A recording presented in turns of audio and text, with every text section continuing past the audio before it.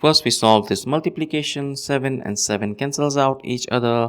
6 divided by 6 equals 1. But this answer is not right, because according to the order of operations we must solve parentheses, then exponents, then multiplication and division, and finally addition and subtraction. Remember, if in any expression you have both multiplication and division present, you must work from left to right, and same applies to addition and subtraction. Now let's rewind and solve this problem the right way. If you notice, in this expression we have a division and a multiplication operator present.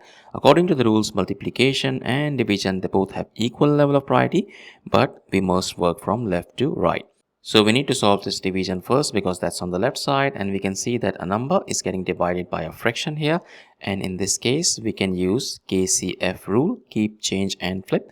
Keep means we keep 6 as it is, change means we change the division operator to multiplication, and flip means we flip the fraction 6 over 7 as 7 over 6, and then we have times 7 present from the original expression.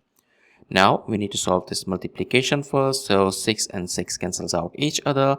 It leaves us with 7 here, and we have 7 present from the original expression. And finally 7 times 7, that equals 49, which is the final and correct answer to this problem. Thank you for watching. Please like the video, comment your answers and subscribe to our channel.